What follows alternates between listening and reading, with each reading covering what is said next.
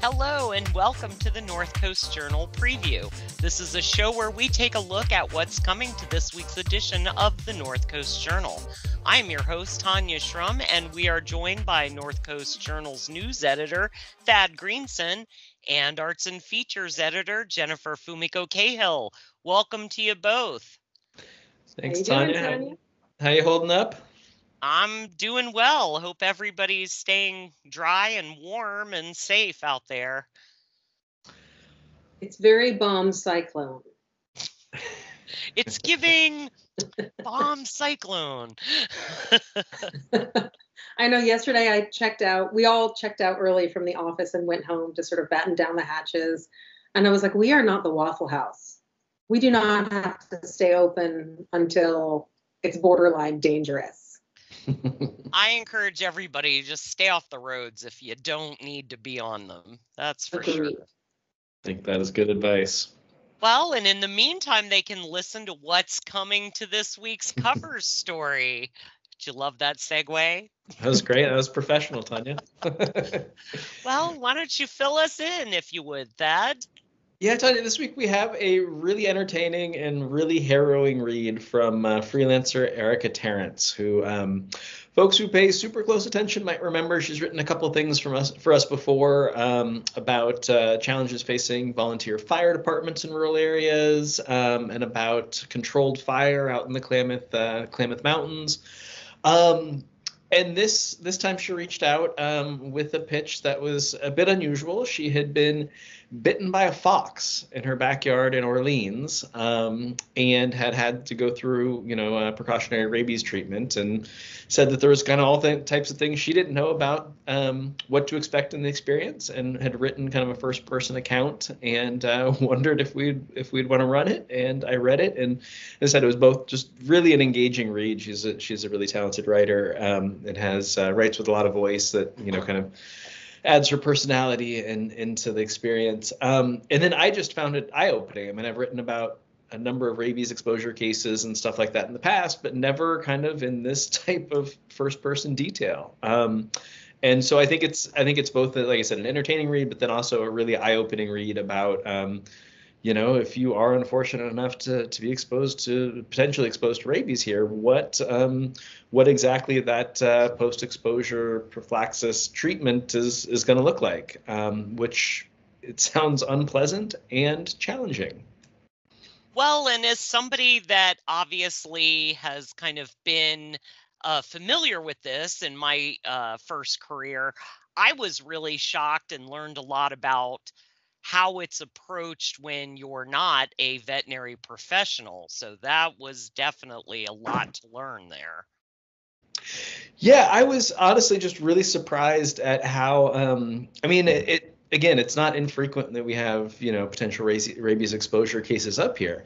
And I just thought there would be kind of a more ironclad protocol of where to go and who would be providing the shots. And it sounds a lot more choose your own adventure, with the onus on the person who has just been bitten by an animal to figure it out. So Erica had this experience where she was in the back, like in the garden in the back of her house, petting her cat, and then all of a sudden got bit by what she presumes was rabid fox. They weren't able to capture the deceased animal and bring it in for testing to really figure out if it was rabid. But it seems, from her experience, seems a pretty good bet that it was rabid. And so kind of instantly knew, like, okay, I've got to go through this, this protocol, which instantly involves about a dozen shots spread over 4 sessions. But she knew the first step was just kind of go into the ER. And so she, again, she lives in Orleans, so made the trek from Orleans to the Mad River Community Hospital emergency room.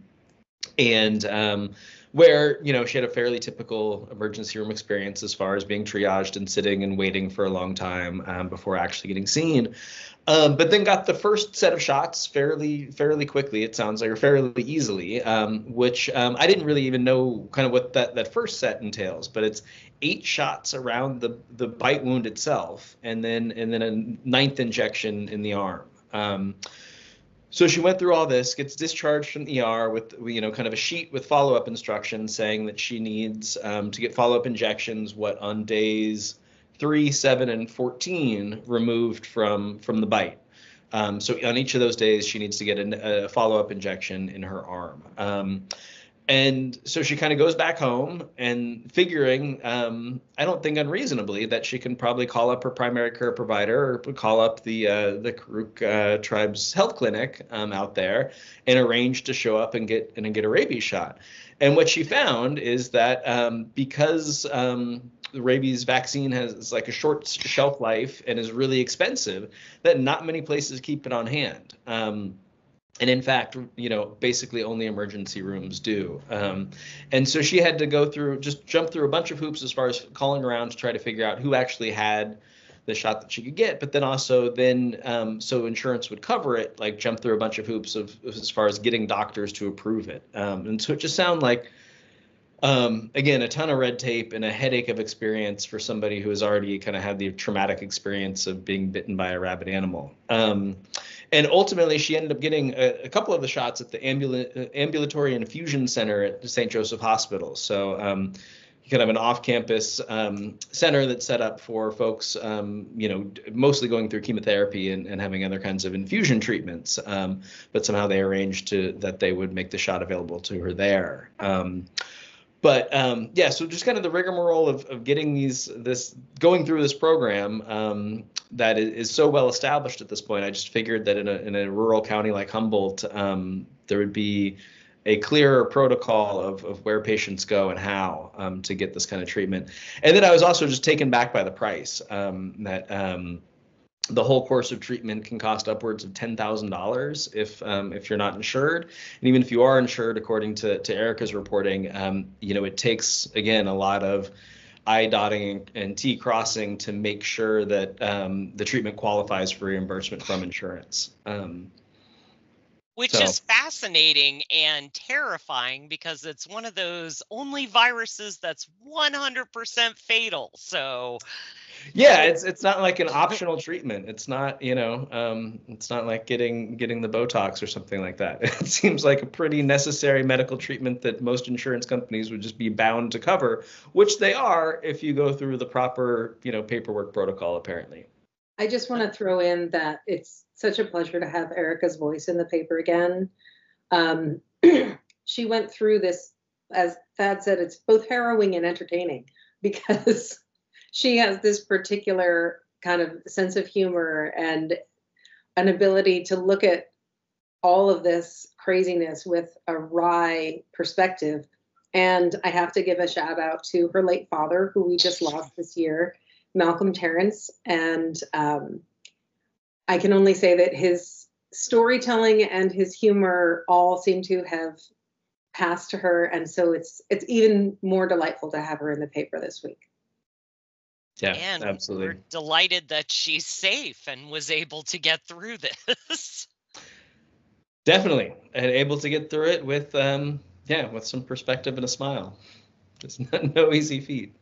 Definitely made me check my privilege that I was vaccinated against rabies back in the 90s with my first job at a shelter, but then throughout my career, most practices would not cover it due to the expense. And I thought, but the prophylactic vaccination is definitely cheaper than that $10,000 treatment.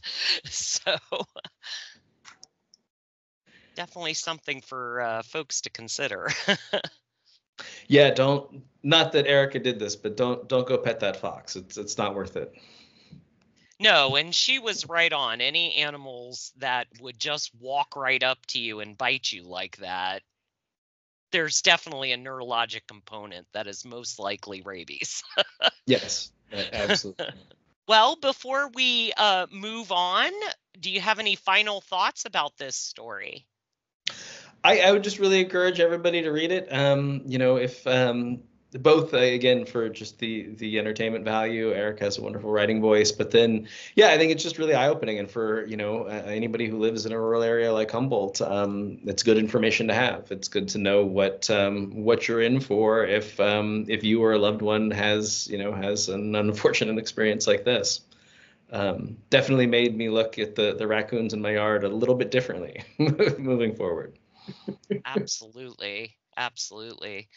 And it definitely makes me grateful that all those years, if I was exposed to rabies, they made it much easier for veterinary professionals to get through the cycle. Definitely. That is worth being thankful for. And the last thing I'd add in is just vaccinate your pets. Come on, get those rabies vaccines. So important.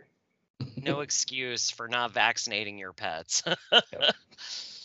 All right. Well, with that, we're going to shift over to Jennifer, who wrote a story that I think so many of us are going to appreciate reading this week as we move into the holiday season. Jennifer, would you like to fill us in? Yeah, I did not write about how to make sure the skin on your turkey is crispy and the meat is juicy. You did give us some valuable potato information. That's true, and I will share it here just in case. If you remember nothing else from today, please remember not to use a food processor or blender on your mashed potatoes. It makes them gooey and gummy. Nobody likes it. But perhaps more importantly, what I want to share with everyone is that you do not have to eat with just anybody. It's really hard, particularly after, the 2016 election, after the 2024 election. There were all these articles coming at us about how are we going to heal? How are we going to get out of our bubbles? How are we going to accept and love each other as Americans and as families when we're so divided by politics? And the truth is that we don't actually have to. Not on Thanksgiving, and not when we are not accepted and wanted fully as we are places. I do notice that those articles, those, projections of our anxiety about our families and our friends and our coworkers and everybody having such distant views from our own are usually aimed at people who would not have voted for Trump, right? These are usually aimed at liberal voters or people of color, queer people. It's aimed at people who are opposed to the current or the coming administration, being told, okay, this is how you're going to have to get along. Do I have to? Maybe not on Thanksgiving. The title of the essay is Food Will Not Bring Us Together, because we so often hear, and we're so often kind of inundated with these messages that when we join around the table, we'll really come together as people. But it's not true. We come together with people who are down for us around a table. When we have a Thanksgiving that is a sincere and true Thanksgiving, we are celebrating bounty. We are sharing resources with people that we have made it through tough times with. That's what a harvest celebration is. When we have all been working together to survive and to take care of each other, and then we share the bounty of that in whatever way. If people are working against your survival or working against your ability to exist as you are in this country, you do not have to break bread with them. This is your excusal note to get out of that. You don't have to invite them. You don't have to feed them. Maybe if they land in the hospital, you can go pick up your relative. That's fine. I absolutely believe that family is deeply important. But what I'm saying is that you don't actually have to break bread and give the cover of normalcy, like everything's fine, if someone is, for example, excited about the fact that you no longer get to decide whether or not to continue a pregnancy, depending on what state you're in. That's not a thing that we can come together over differences over, right? Your ability to accept somebody else's differing political beliefs is admirable. But at some point, when it comes to my existence being questioned, my civil rights being questioned, I don't have to accept that. And I think that's a very hard thing for us to say around a dinner table, particularly since we have this idea, and I will go into saying that as an Asian American person, this idea that food is going to be a bridge between cultures is really strong for us. And it really can be between people who are genuinely interested in each other's cultures and who each other are, right? So you find yourself at a Pan-Asian potluck and like chef's kiss, best experience you're going to have, because you are going to find people sharing about, well, this is how we do this. Oh my God, that's similar to what we do over here, and telling family stories and things like that. That's the kind of cultural bridge you can have. You know, when I sit down with, you know, my husband's family, they come from a really different Italian American and Czech American experience. And when we share food, when we go back and forth, it is part of knowing each other on a deeper level. It is not just consumption, right? It is not just taking. I point out some things, and if you want to learn more about the story of Thanksgiving, the real story of Thanksgiving, I recommend the Smithsonian website. They have a fantastic breakdown on the history of the Thanksgiving meal that we all learn about in school. Very different from the reality.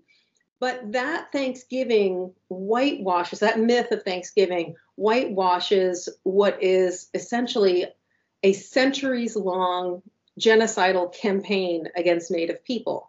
And it really is gutting in the way that it makes it seem like, oh, they were fine with it. It's fine how everything went. They just handed over the land. It's gutting to see that story depicted in this way. And while the idea of that shared harvest, you know, like I said, can be wonderful, the way that the story has been spun for us with the backdrop of genocide and murder, and it's too much. It's too much. And Lincoln actually didn't institute Thanksgiving until 1863, after the Civil War, right? So we are trying to bring a nation back together. And yet at the same time, they're still killing Native people and still taking them off their land. And 100 years later, in 1963, we're still doing segregation in America. So I'm not feeling like the meal worked. Again, it can be great with people you love and who truly are there for you, down for you, and supporting you. But when I say that food doesn't bring us together, I also want to point out the way that food can absolutely divide us, the way it can be used as a cudgel to beat down other communities. For Asian Americans, our foodways have been used as a way to say we can't be assimilated into American culture, that we are un-American, that what we eat, our food practices are disgusting, right? I remember one of the scariest moments of my young life was a man who ran up to me on the street in New York City, right up against my ear so that I could feel the moisture from his breath, and yelled, "Chinese eat dog." And I thought he was going to punch me. Luckily, I was scared, and that was enough for him. But that violence that comes with dehumanizing stories about different cultures, we saw that back again in Ohio with stories about Haitian immigrants supposedly eating pets, which was debunked, disproven, and yet J.D. Vance kept pushing them.